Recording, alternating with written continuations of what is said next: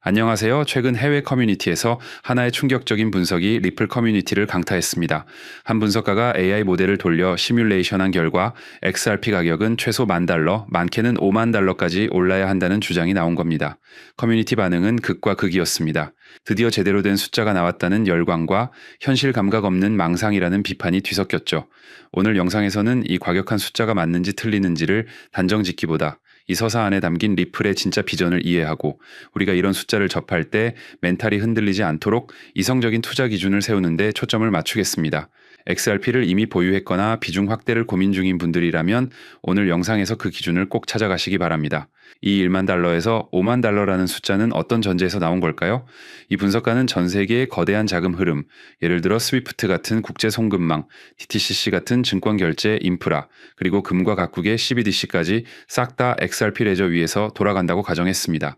한마디로 전 세계 돈의 파이프라인 전체를 XRP가 감당한다는 상당히 극단적인 내러티브입니다. 이 분석가는 $10,000는 스위프트와 RWA 정도를 커버할 때의 가격이고 $50,000는 DTCC, 금 CBDC까지 합쳐 전 세계 돈을 모두 감당할 때의 가격이라고 주장합니다. 그렇다면 AI는 어떤 방식으로 이 숫자를 도출했을까요? 흐름은 이렇습니다. 하루에 수십조 달러가 오가는 엄청난 트래픽을 XRP 레저 한 곳에서 처리한다고 가정합니다. 그리고 네트워크가 혼잡 없이 돌아가려면 시가총액이 어느 정도 되어야 하는지, 즉 토큰 유통 속도를 감당할 수 있는 최소 자본치를 추정하게 됩니다.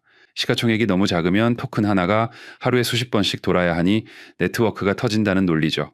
몇 가지 가정을 넣고 AI에게 질문을 던지자 대략 $10,000에서 $50,000 구간이 필요하다는 답이 제시된 것입니다. 여기서 우리가 주목해야 할 것은 가격 그 자체가 아니라 이 서사가 말해주는 리플이 노리는 진짜판의 크기입니다. 리플이 이야기하는 타깃은 애초부터 작은 송금 앱 수준이 아니었습니다. 그들은 스위프트가 담당하던 국제은행 간 결제, 나중에는 CBDC, RWA, 국채 같은 전통 금융의 핵심 인프라 전체 트래픽 규모를 가정하고 움직이고 있습니다.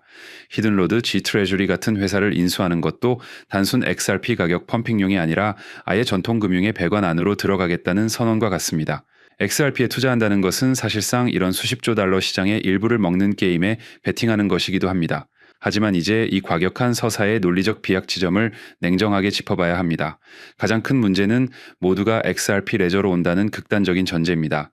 현실에서는 서로 다른 체인 기존 인프라, 각국 중앙은행의 독자 시스템 등이 섞여 돌아갈 가능성이 훨씬 높습니다.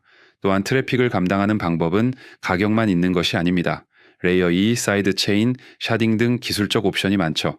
트래픽이 크니 토큰 가격도 말도 안 되게 올려야 한다는 것은 단순화된 기계적 계산에 가깝습니다.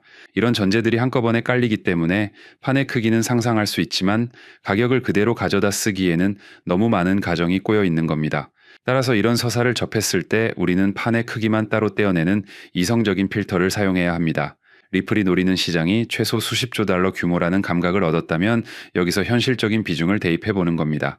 이 가운데 5%에서 10% 정도만 XRP 레저가 처리해도 지금보다 몇 배는 커질 수 있을 것이라는 현실적 버전을 스스로 만들어 볼 수 있습니다. 리플이 큰 판을 노린다는 사실은 분명히 투자에 도움이 되는 재료이지만 그 위에 붙어 있는 $10,000, $50,000 같은 숫자는 내 의사결정 테이블에서 아예 배제하는 것이 현명합니다. 이런 과격한 숫자는 머리보다는 가슴을 자극하여 뇌동매매를 유발할 수 있습니다. 내가 들고 있는 XRP에 $10,000를 곱하는 순간 우리는 이 근처라도 가면 인생 끝난다는 심리적 보상 욕구에 사로잡히죠.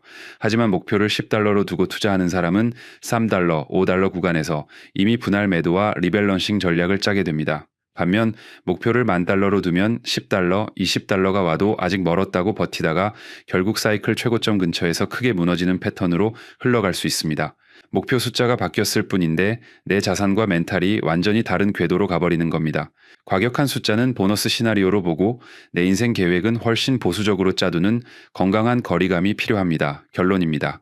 가장 중요한 것은 서사의 크기가 아니라 내가 감당할 수 있는 삶의 단위입니다.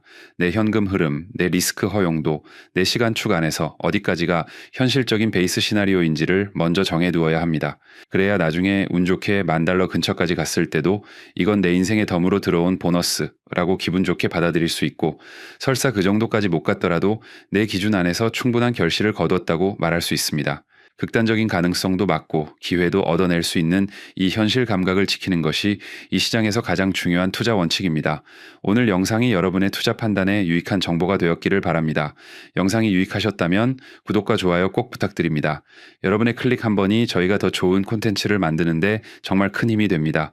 다음에도 여러분의 자산을 지키고 불릴 수 있는 더 날카롭고 깊이 있는 분석으로 찾아오겠습니다. 감사합니다.